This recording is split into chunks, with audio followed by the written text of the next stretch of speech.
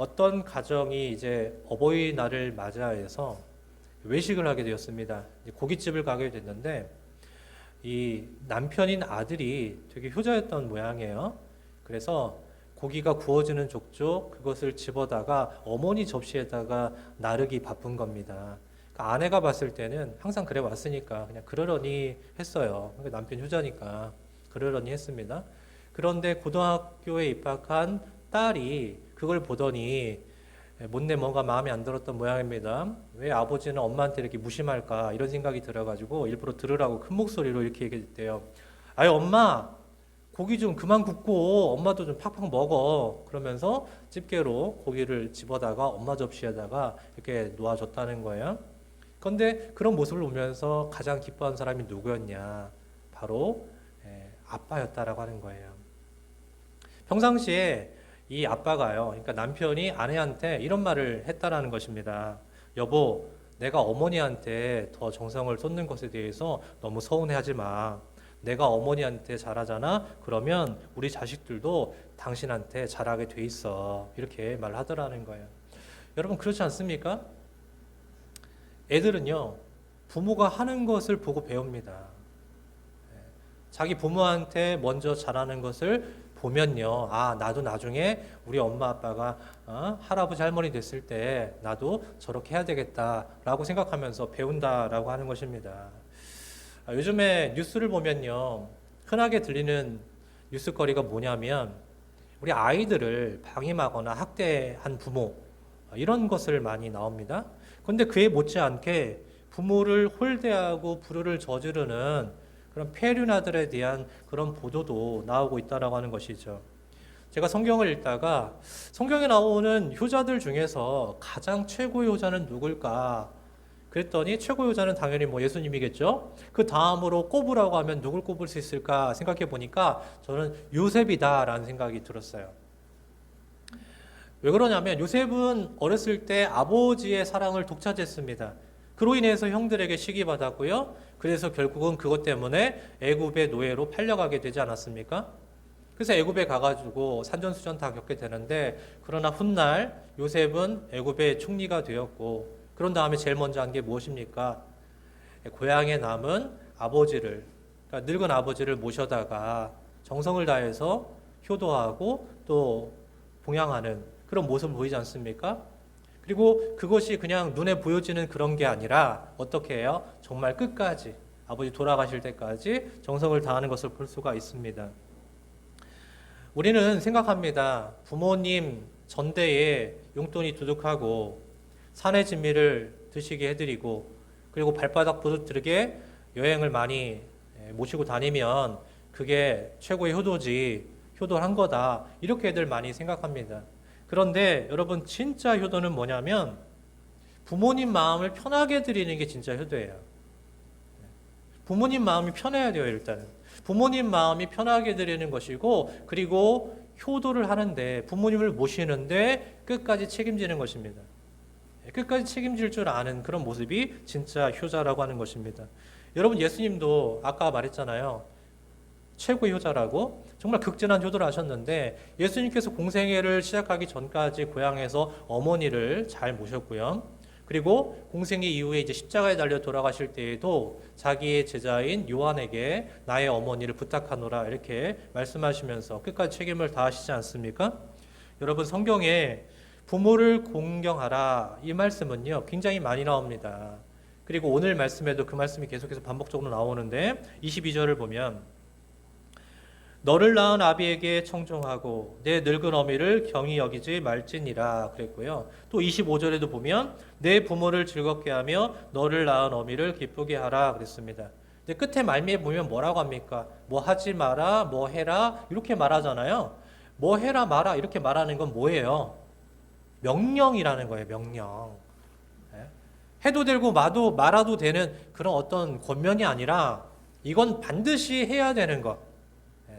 명령이라는 것입니다. 근데 사실 이게 명령이고 아니고가 중요한 게 아니라 사람 자식이라면 인간이라면 마땅히 효도하는 것이 기본 중에 기본이 아니겠습니까? 그런데 그런 기본이 안 돼 있는 폐륜아들이 이 땅에 얼마나 많은가 하는 생각이 들어요. 여러분 여러분은 모두 주님께서 인정하시는 효자, 효녀들이 다 되시기를 축복합니다. 자, 그렇다면 우리가 어떻게 효를 행할 수 있을까? 다시 말하면 우리가 어떻게 부모님의 마음을 즐겁고 기쁘게 해드릴 수 있을까라고 하는 것입니다. 첫 번째로 우리는 부모님의 간절한 소원이 무엇인지를 먼저 알아야 된다라고 하는 거예요. 그러니까 그분들의 마음을 알아야 된다라고 하는 것입니다. 하나님은 우리 부모님을 통해서 우리에게 정말 많은 은혜를 베푸셨습니다. 그 은혜가 얼마나 큰지 마치 바다보다 깊고 하늘보다 높다 이렇게 말하고 있지 않습니까? 한글학자인 양주동 박사가 어머님의 은혜라고 하는 것을 지었는데요. 여러분 잘 아시는 겁니다. 가사 한번 보자면 나실제 괴로움 다 잊으시고 기르실제 밤낮으로 애쓰는 마음 진자리 마른 자리 갈아 뉘시며 손발이 다 닳도록 고생하시네. 하늘 아래 그 무엇이 넓다 하리요 어머님의 희생은 가히 없어라. 여러분 이 노래를 부르면요 막 갑자기 코끝이 찡해지고 눈물이 주룩주룩 나고 뭐 그런 마음의 감동이 일어나지 않습니까? 왜 그래요? 그러니까 부모님의 사랑에 대한 깊이와 또 그분들의 희생을 내가 알기 때문에 그래서 우리가 부모님을 생각만 하면은 눈물이 핑 돌고 마음이 애린 그런 생각이 드는 것입니다. 자, 그런데 여러분 오늘날은 어떠냐 그러면 오늘날은 어떠냐? 제가 방금 전에 어머님의 은혜 가사를 쭉 읽을 때 여러분 아마 마음의 뭉클함을 느꼈을 것 같아요. 어떤 감동이 있었을 것 같아요. 근데 요즘 애들은요 이걸 갖다가 개사를 해가지고 바꿔서 그렇게 부른다는 거예요. 어떻게 부르냐면 나실제 무통분만 쉬 나으시고 기르실제 밤낮으로 할머니가 하기스 남양분유 번갈아 갈아주시며 어머니 아가씨 몸매 가꾸려고 스쿼트 하시네. 하늘 아래 엄마의 기대에 끝이 있으랴 어머니의 잔소리 가히 없어라. 이렇게 바꿔가지고 애들이요 이렇게 부른다는 거예요. 이게 철없어서 하는 거겠죠. 철이 없으니까. 근데 여러분 내가 철들 때까지 우리 부모님이 기다려주지 않아요. 여러분들이 철이 언제 들지는 모르겠습니다. 그러나 내가 철들어서 이제 효도해야지 할 때까지 부모님이 살아계시다라고 하는 보장이 없잖아요. 여러분 혹시 자식을 낳아가지고 기르다 보면 이제 조금씩 알아가는 거예요. 부모님의 마음을. 다 안 게 아닙니다. 알아가는 거예요. 그럼 언제 다 알게 되느냐? 그때의 그 부모님의 나이가 돼야지 내가 이제 아는 거예요. 점점 알아가다가 그때 엄마 아빠의 나이가 되면은 그랬었구나. 그때 부모님 마음이 이랬구나 라는 걸 이제서야 깨닫게 된다는 거예요. 근데 그때 가가지고 이제 효도해야지 그러면 늦었단 말이에요. 어떤 연구를 보니까 자녀가 부모에게 가장 많이 사랑받는 때가 언제까지냐면 4살까지라고 합니다. 사실 그렇잖아요. 가장 손이 많이 가고 가장 마음이 많이 쓰일 때가 애들 4살까지 아니겠습니까? 그래서 정말 피땡이 갓난아기를 처음에 받아 안아가지고 그 애들을 키울 때에 내가 잠도 잘 못 자가면서 진자리 마른 자리 갈아 누이며 그러면서 애들을 얼마나 지극정성으로 키웠습니까? 얼마나 내 사랑을 갖다가 퍼부어대었습니까? 그런데 아이러니한 건 뭡니까? 그 많은 사랑을 받은 애들이요 그때 기억이 없어요. 그래 안 그래요? 나는 정말 내 모든 걸 갖다 퍼부었습니다. 애들 4살 때까지. 그런데 그런 극진한 사랑을 받았을 때에 아이들이 그걸 아냐고요. 모른단 말입니다. 여러분 중에 혹시 여러분 어머니의 젖 먹던 그런 기억이 있어요? 나요 그게? 안 나잖아요. 잘. 안 난단 말입니다. 그러니까 우리는 내가 받았던 그 소중한 사랑을 나도 모르게 누렸지만 그런데 그걸 모른단 말입니다. 인식을 못한단 말입니다. 그러니까 커가지고 한다는 말이 겨우 그런 부모님한테 한다는 말이 뭡니까? 엄마 아빠가 나한테 해준 게 뭐가 있어요? 뭐 해줬어요? 그러면서 대들고 원망하고 불평하더라는 거예요. 여러분 TV에 슈퍼맨이 돌아왔다라고 하는 프로그램이 있었습니다. 보면은 그 아빠들이 나와가지고 애들하고 막 놀아주는 거예요. 놀아주기도 하고 뭐 음식 해가지고 같이 나눠 먹기도 하고 게임도 하고 뭐 캠핑도 가고 뭐 여러 가지를 합니다. 그럴 때에 애들 눈에는 아빠가 뭐로 보여요? 슈퍼맨처럼 보이는 거예요. 아빠는 힘도 세고 아빠는 뭐든 다 할 수 있고 아빠는 정말 천재고 아빠는 뭐든지 다 알고 강인한 존재 이렇게 생각한단 말이에요. 그런데 점점 애들이 자라면서 아빠에 대한 생각이 달라집니다. 처음에 아빠는 슈퍼맨이었는데요. 그런데 나중에는 아빠가 뭐같이 되어갑니까? 아빠는 그저 돈 버는 기계고 아빠는 그저 잔소리나는 꼰대처럼 여겨진다는 것입니다. 그런데 나중에 자기가 커가지고 이제 그 위치에 있게 되잖아요. 자기도 아빠 돼보잖아요. 그러면 그제서야 이제 내가 그때 받았던 사랑이 얼마나 큰 것이었는지, 얼마나 엄청난 것이었는지 그것을 비로소 깨닫게 된다는 겁니다. 여러분, 우리는 부모님이 나를 향해서 갖고 있는 간절한 소원이 뭔지를 알아야 되는데, 여러분 혹시 그게 뭔지 한 번이라도 생각해 보신 적 있어요? 부모님은 무슨 생각을 하실까? 나를 대하면서 부모님이 나를 향해서 갖고 있는 소원이 무엇일까? 이런 걸 여러분들 생각해 보신 적 있어요? 그냥 내 생각이 중요하고 내 입장이 중요하지 부모님은 나에 대해서 어떻게 생각하실까? 이거 별로 생각 안 한단 말입니다. 여러분, 단지 부모님은 내가 공부 열심히 해서 좋은 대학 가고 성공하고 돈 많이 벌고 잘 먹고 잘 사는 것 이것을 바라실까요? 기본적으로는 그렇다라고 생각을 합니다. 모든 부모들이 내 자식 잘 되는 거 바라죠. 그런데 우리 한 걸음 더 나아가야 돼요. 단지 그것이 아니라 더 큰 바람이 있어요. 그걸 알아야 됩니다. 그게 무엇입니까? 내가 하나님을 똑바로 믿고 그 하나님께 쓰임 받는 것. 그걸 정말 부모님은 정말 원하신다라고 하는 것입니다. 자, 15절부터 18절을 보면 내 아들아 만일 내 마음이 지혜로우면 나 곧 내 마음이 즐겁겠고 만일 내 입술이 정직을 말하면 내 속이 유쾌하리라. 네 마음으로 죄인의 형통을 부러워하지 말고 항상 여호와를 경외하라. 정령이 내 장래가 있겠고 내 소망이 끊어지지 아니하리라. 보세요. 여러분 부모님 마음이 이렇다고요. 부모님은요 그냥 여러분들이 성공해서 돈 많이 벌고 잘 먹고 잘 사는 것만으로 만족하는 게 아니에요. 부모님이 원하는 것 중에 하나예요, 그거는. 근데 진정으로 부모님이 원하는 건 무엇이라는 겁니까? 너가 지혜로운 사람이 되길 원한다는 거예요. 여기서 지혜롭다라고 하는 건 무엇입니까? 분별력이거든요. 뭐가 진짜 너한테 필요한 건지, 뭐가 진짜 우선순위인지 그거를 분별할 수 있는 지혜를 가져라. 그게 무엇이라는 그 우선순위가 바로 항상 하나님을 경외하라 이거예요.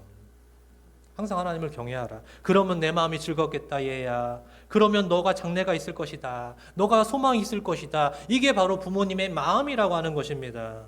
여러분 아무리 내 자식이 출세하고 돈 많이 벌고 유명해진들 그 자식이 나중에 예수 안 믿고 지옥 가면 그게 무슨 소용입니까? 그게 무슨 소용이 있겠냐고요. 아무 소용 없잖아요. 그래서 누가복음 16장에도요 지옥 간 부자에 대해서 이야기가 나오지 않습니까? 어떤 부자가요 지옥을 갔어요. 근데 이 부자가 막 크게 갈망하면서 무슨 부탁을 합니까? 누가복음 16장 27절 28절에 보면 그러면 아버지여 구하노니 나사로를 내 아버지의 집에 보내소서. 내 형제 5이 있으니 그들에게 증언하게 하여 그들로 이 고통받는 곳에 오지 않게 하소서 그랬어요. 지금 내 집에 그러니까 아직 죽지 않은 살아있는 형제 5이 있는데 거기에 나사로를 좀 보내서 제발 그들은 이 지옥에 오지 않게 해 주십시오 라고 부탁을 하지 않습니까? 여러분 우리 부모님도 똑같은 상황이라면 똑같은 부탁을 하지 않겠습니까? 제발 우리 애들이 예수님 믿고 구원받고 천국 갔으면 좋겠어요. 이게 우리 부모님들의 간절한 바람 아니겠습니까? 그게 효도 아니겠습니까? 뿐만 아니라 만약에 우리 부모님이 예수님 안 믿고 있다라고 한다면 그런 부모님이 예수 믿고 천국 갈 수 있게 해드리는 것이 진짜 효도 아니겠습니까? 여러분, 근데 사람들이 이런 생각이 없단 말이에요. 진짜 효도가 그냥 출세하고 성공해서 돈 많이 벌고 뭐 해드리고 이게 진짜 효도라고만 생각을 합니다. 근데 진짜 우리 부모님의 마음은 그렇지가 않습니다. 안 믿는 내 자식이 믿고 구원받고 천국 가는 걸 바라고요. 또 자식 입장에서는 진짜 효도가 뭐냐면 내 안 믿는 부모님이 예수님 믿고 천국 가는 거라고요. 그게 진짜 여러분 효도 중에 효도 아니겠습니까? 사랑하는 여러분, 그러니 내가 반드시 예수 믿음으로 부모님 마음을 시원케 해드리고 또 안 믿는 부모님들이 예수님 믿게 하심으로 그 부모님이 천국 가게 함으로 내가 진정으로 효도할 수 있는 그 효자, 효녀들이 되시기를 축복합니다. 두 번째로 진짜 효도는 뭐냐면 부모님 마음을 기쁘시게 해드리는 거다라는 거예요. 여러분, 효도라고 하는 게 어려운 것 같지만요, 어렵지 않습니다. 되게 간단합니다. 효도는 부모님 마음을 기쁘시게 해드리는 것이다. 이거 하나만 기억하면 됩니다. 자, 그러면 어떻게 해야 될까요? 어떻게 해야 우리 부모님 얼굴에 있는 주름살을 쫙 펴줘가지고 정말 보톡스 맞은 것처럼 그렇게 만들 수 있을까? 자, 오늘 말씀 보니까 하나님을 경외하라 그럽니다. 또 지혜로운 사람이 되라, 정직한 사람이 되라, 악한 친구와 사귀지 말라, 뭐 등등의 이런 말씀을 하고 있는데, 그런데 여러분 가장 집중적으로 생각해 봐야 될 게 뭐냐면 술 친구와 사귀지 말라라는 거예요. 술 친구와 사귀지 말라. 자, 19절부터 21절 봅니다. 내 아들아, 너는 듣고 지혜를 얻어 내 마음을 바른 길로 인도할지니라. 술을 즐겨하는 자들과 고기를 탐하는 자들과도 더불어 사귀지 말라. 술 취하고 음식을 탐하는 자는 가난하여질 것이요 잠자기를 즐겨하는 자는 헤어진 옷을 입을 것임이니라. 한마디로 말하면 뭐 하라는 거예요? 타락하지 말라는 겁니다. 타락하지 마라. 술 먹는 거 즐겨하고, 그러니까 술 취하는 걸 말하는 것이죠. 그리고 뭐 먹는 것을 막 즐겨한다. 그러니까 여러분 술 먹고 뭐 먹는 것에 너무 과소비하고 뭐 이런 식으로 말하는 거예요. 그러니까 내 욕망을 따라 살지 말라라고 하는 것을 말하는 거거든요. 그렇게 살면 어떻게 된다는 거예요? 너 가난해진다. 너 망한다. 그런 얘기예요. 근데 우리 부모님은 우리가 잘 되길 바란다고 했잖아요. 근데 내가 세상에 탐욕과 세상의 욕정에 물들어서 타락해가지고 점점 이렇게 가난해지면 누가 제일 걱정하고 근심하십니까? 우리 부모님이 걱정하시고 근심하신단 말이에요. 그렇기 때문에 여러분 우리는 술 친구를 만들지 말아야 됩니다. 술 친구 만들지 마세요. 믿는 사람들은 특별히 여러분 술 친구 만들지 마세요. 자, 우리는 주님을 섬기는 사람들이에요. 예수님. 술님을 섬기는 사람들이 아닙니다. 우리는 주님을 섬기는 사람들이에요. 근데 많은 사람들이 이 술에 너무 빠져 사는 것 같아요. 술독에 빠져 사는 것 같아요. 그런 사람들이 가정에 들어오면요, 좋게 할 리가 있겠습니까? 가정폭력이 왜 일어납니까? 술 먹고 들어와서 막 난동을 피우고 폭력을 행사하고 그러다 보니까 가정폭력이 일어나고, 여러분 그게 되물림 돼서 그걸 보고 자란 아이들이 또 그런 짓을 하고 계속 그게 그렇게 되는 거 아니겠습니까? 네. 뿐만 아니라 요즘은 음주운전 사고 굉장히 많이 일어나고 있죠. 이게 그 사람들이 잘못이라는 걸 알아요. 그런데 술이 들어가니까 이걸 절제를 못하고 운전대를 또 잡고 나오는 겁니다. 그랬다가 사고를 저지르고 다른 사람들을 해치고 이렇게 되는 거 아니겠습니까? 여러분 그렇게 패가망신한 사람들, 그렇게 부모에게 걱정 근심거리를 안겨주는 사람들이 이 땅에 얼마나 많이 있습니까? 어느 기관에서 어르신들한테 이런 조사를 했답니다. 부모님이 효도라고 여기는 것이 뭔가 이렇게 물었대요. 그랬더니 1등이 뭐냐? 뭐겠어요? 뭐니 해도 돈이다라는 거예요. 부모님은 용돈을 가장 기뻐하신다. 용돈 받는 걸 기뻐하신다 그럽니다. 여러분, 우리 부모님들이 드시고 싶은 게 없고요. 사고 싶은 게 없을까요? 똑같은 인간인데 그냥 나이 먹으면 나이만 조금 더 드신 우리와 똑같은 인간이라고 생각하시면 됩니다. 여러분들은 먹고 싶은 거 많고 사고 싶은 거 많죠? 그렇죠? 그럼 우리 부모님도 마찬가지예요. 그분들도 그분의 나이에서 드시고 싶은 거 많고 또 갖고 싶은 거 많아요.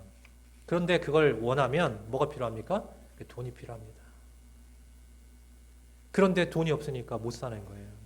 근데 자식한테 손 벌리자니 왠지 자식한테 민폐를 끼치는 것 같고, 그러니까 돈 달라는 말도 못 해요. 자식한테 용돈 달라고 떳떳하게 말하는 그런 부모님 본 적 있어요? 별로 없습니다. 무슨 날만 돼야지 용돈이라고 찔러주면 그냥 그거 받아 쓰는 겁니다. 여러분, 또 어떤 나쁜 자식은요, 아이 놓친 내가 말이야 뭐 쓸 게 있고 뭐 먹을 게 있다고 밥만 먹여주면 되지 뭐 돈이 필요해 이렇게 이제 나쁜 소리를 하는데, 아니에요. 돈이라고 하는 것은 그냥 주머니에 들어있기만 해도 마음이 든든한 거예요. 그냥 안 쓰더라도 꼭. 네. 그리고 가끔 노인정 가시잖아요. 노인정 가시면요, 이 노인분들이 뭐 아이스크림을 사 드실 수도 있고 아니면 과자 먹을 수도 있고 하잖아요. 근데 이럴 때 돈 있잖아요. 그럼 딱 이렇게 할 수 있는 거 아닙니까? 센터에 딱 가가지고 오늘 내가 쏜다 그러면서 내가 과자 쏠게 아이스크림 쏠게 이러면서 한번 큰 소리 한번 쳐볼 수 있고 그런 재미로 사는 거잖아요. 근데 주머니가 늘 텅 비어 있으니까 남들 쏘고 막 큰 소리 칠 때 그냥 자기도 모르게 구석으로 점점 밀려나가지고 누가 그냥 주는 거나 받아 먹고 이렇게 되는 겁니다. 여러분 그렇게 우리 부모님을 만들지 말고 쏠 땐 쏘게 좀 해주시고 좀 기 좀 살려주시고 그럴 수 있는 여러분 되길 바랍니다. 그리고 우리가 부모님의 마음을 기쁘시게 할 수 있는 방법 두 번째가 뭐냐면 그분들이 노쇠했다라고 하는 것에 대한 분명한 이해를 가져야 돼요.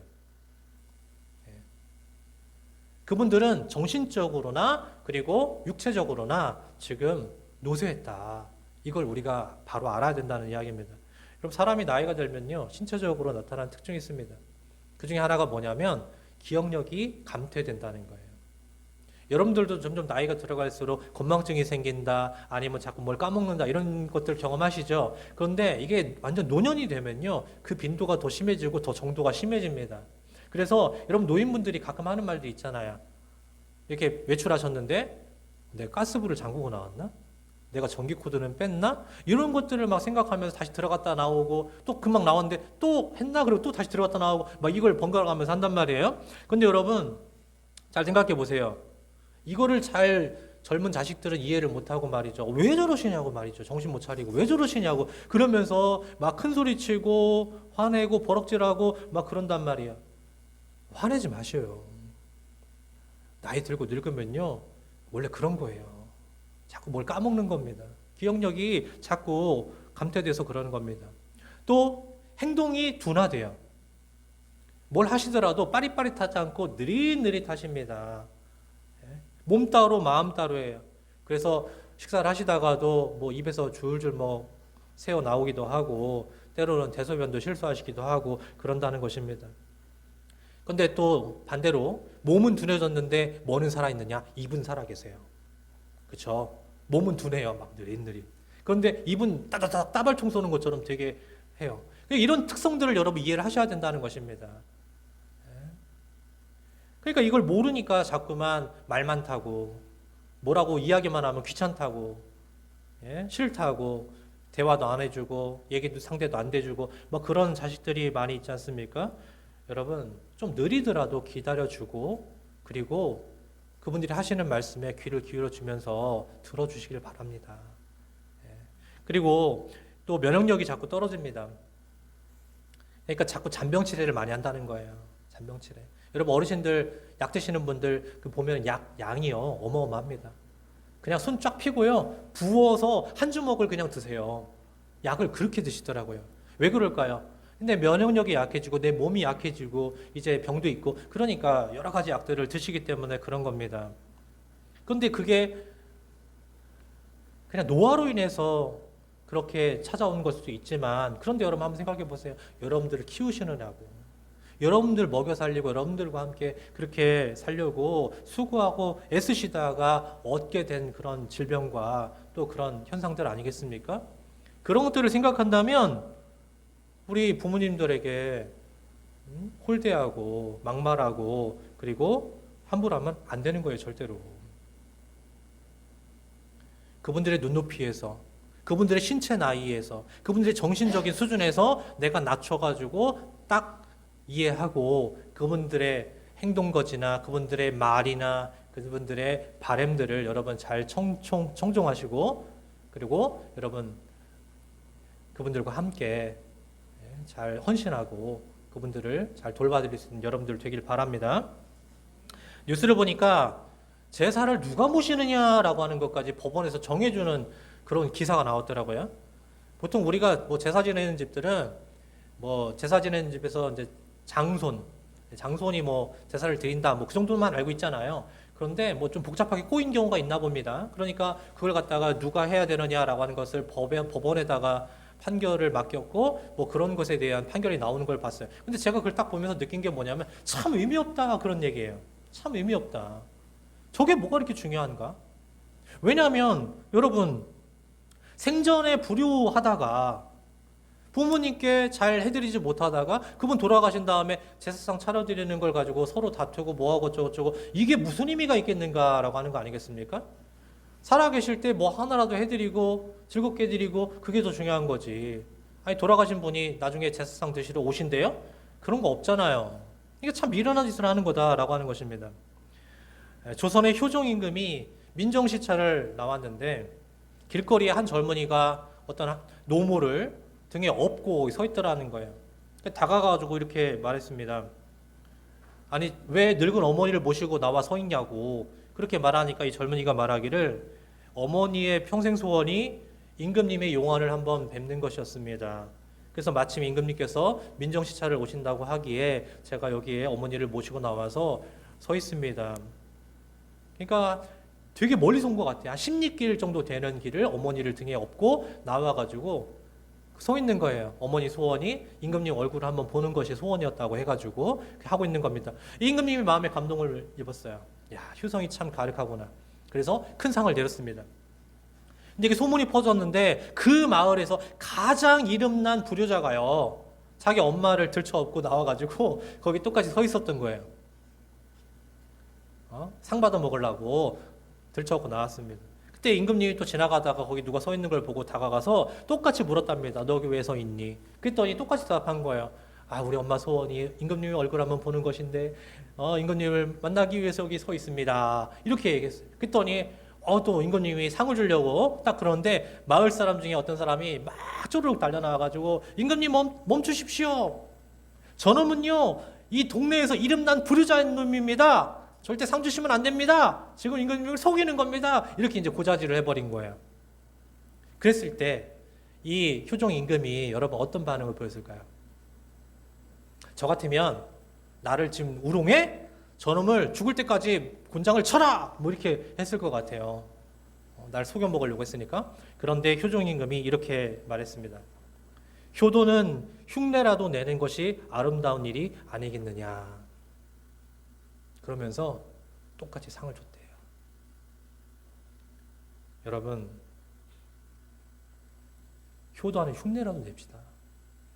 내가 진짜 효도하는 효자가 아니라면, 그런 사람이 아니라도 여러분 효도하는 흉내라도 제발 내야 됩니다. 아무것도 안 하는 것보다 그게 훨씬 낫지 않겠어요? 그렇죠? 사랑하는 여러분, 부모님의 몸과 마음을 여러분들이 잘 살펴보고 그분들을 잘 이해해 드리시고요. 살아생전에 부모님을 더욱 기쁘시게 해드리고 즐겁게 해드릴 수 있는 효자, 효녀들이 다 되시기를 축복합니다. 이제 마지막으로 부모님을 즐겁게 하려면요. 부모님의 권위를 세워드려야 돼요. 부모님의 자존심을 세워야 됩니다. 여러분 22절을 다시 보세요. 너를 낳은 아비에게 청종하고 내 늙은 어미를 경히 여기지 말지니라 그랬습니다. 여기 청종이라는 말은요. 잘 듣고 따른다라고 하는 뜻입니다. 잘 듣고 따른다. 영어로는 하컨이라고 하는데 귀를 기울여 듣는다는 뜻이에요. 히브리어도 낮아져서 듣는다라는 뜻입니다. 그러니까 이거 한마디로 딱 응축하면 뭐가 되겠습니까? 청종이란 뭐예요? 부모님의 권위를 인정하고 겸손하게 그분의 말씀을 듣는 것이죠. 이게 청종입니다. 자, 이런 사람들이 또 부모님 말씀을 순종해요. 그렇잖아요? 네. 그런데 어째서 자식들이 점점 커가면서 부모님의 그 말씀을 안 듣고 권위를 자꾸 무너뜨리는 그런 짓들을 하는 걸까?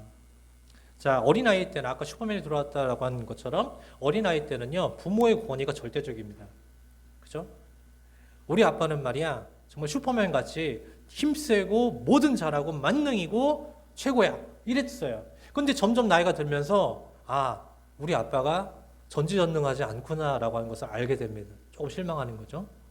그러다가 좀 더 잘하면 심지어 우리 아빠는 모르는 게 많다라고 생각하면서 무시하게 됩니다. 애들이 머리가 커지면 그러거든요. 나보다 아는 게 없네? 그러면서 무시하게 됩니다. 그러다가 이제 뭐 어떻게 하냐면 다른 집 아빠들하고 비교를 해요. 비교질을 하면서 우리 아빠 좀 부끄럽다 이런 생각을 합니다. 여러분, 그러니까 결국은 어떻게 됩니까? 머리가 커가면서 부모의 권위를 세워주는 것이 아니라 오히려 부모의 권위를 깎아내리는 그런 자식이 되는 겁니다. 여러분, 그러나 우리 효도 중에 효도는 뭐니 해도 부모님의 권위를 세워주는 것입니다. 그분들의 자존심을 살려주는 거예요. 이게 정말 중요합니다. 우리가 알게 모르게 부모님께 막말을 해가지고 그분들의 자존심을 긁는다거나 아니면 그분들의 자존심을 깎아내릴 때가 있어요. 기분 나쁘게 드릴 때가 있단 말입니다. 절대 그러면 안 돼요. 여러분, 능력이 있어서 권위가 있는 게 아닙니다. 우리 부모님은 능력이 있든 없든 하나님께서 부여해 주신 분들이에요. 능력이 없으니까 부모가 아니고 능력이 있으니까 부모다 이게 아니고요. 능력이 있든 없든 이 부모라는 자격을 누가 주셨냐면 하나님이 주신 겁니다. 근데 그걸 갖다가 말이요, 내가 마음에 안 든다고 우리 부모님의 권위를 깎아내리고 함부로 하고 그러면 되겠어요, 안 되겠어요? 안 되죠. 그러니까 부모님의 권위를 세워드리고요, 그분들의 말씀을 늘 청종해야 돼요. 늘 들어야 돼요. 그게 자식의 의무입니다. 24절 봅시다. 의인의 아비는 크게 즐거울 것이요 지혜로운 자식은 낳은 자는 그로 말미암아 즐거울 것이니라. 여러분, 아버지의 권위를 인정하고 효도하는 의인의 아비는 크게 즐거워할 것이요 또한 그 어미도 그로 말미암아 즐거울 것이라고 이렇게 말씀하고 있지 않습니까? 어떤 고등학교에서 학생들을 모아놓고서 이런 질문을 했습니다. 여러분은 여러분의 아버지가 어떨 때 가장 짠하게 느껴지시나요? 라고 물었어요. 세 가지 대답을 했는데요. 첫 번째가 아버지가 엄마한테 야단 맞을 때요. 그랬다는 거예요. 야단 맞고 있을 때. 두 번째가 아버지가 밤늦게 돌아와서 방문 잠그고 혼자 흐느껴 오실 때예요. 세 번째가 뭐냐면 아버지가 텔레비전을 보다 말고 갑자기 벌떡 일어나더니 편의점으로 가서 복권 사서 긁고 있을 때예요. 그랬다는 거예요. 그럴 때가 참 짠해 보인다. 그랬다는 겁니다. 여러분, 이게 공통점이 무엇입니까? 아버지 참 외롭겠다라는 거죠. 여러분, 그 나이 먹었을 때 제일 힘든 게 뭔지 아세요? 외로움은 타는 겁니다. 외로움 타는 거. 사람이 없는 게 아니에요. 주변에 사람이 있는데 이 사람을 대우해주지 않고 이 사람을 세워주지 않고 자존심을 깡그리 무너뜨릴 때 이 사람은 외로운 겁니다. 아버지의 권위가 없는 겁니다. 그러니까 애들이 볼 때에도 그런 아버지를 보니까 짠한 마음이 들더라, 이런 거 아니겠어요? 그러니까 어떻게 하면 되겠습니까? 아버지를 절대 혼자 두지 마시라는 거예요. 가장의 권위를 세워주라는 얘기입니다. 엄마도 마찬가지예요. 엄마로서의 권위를 세워주라는 것입니다. 사랑하는 여러분, 여러분의 부모가 있었기 때문에 오늘날의 여러분이 지금 있는 거예요. 하늘에서 혼자 뚝 떨어진 거 아니고 여러분들이 그냥 잘해가지고 여기까지 먹고 자고 뭐 배우고 이렇게 큰 거 아니에요. 다 부모님께서 여러분을 얼마나 사랑하시고 헌신하시고 희생하셨는지 그 덕분에 여러분이 될 수 있었던 것입니다. 물론 여러분들 부모님의 가장 큰 바람은 여러분들이 이 세상에서 잘 되고 잘 먹고 잘 사는 것일 것입니다. 하지만 그것을 넘어서서 이제는 여러분 믿음을 갖고 그 믿음을 통해서 부모님께 안심시켜 드려야 돼요. 저 잘 믿고요, 저 천국 갈 거니까 걱정하지 마세요. 이걸 알려드려야 돼요.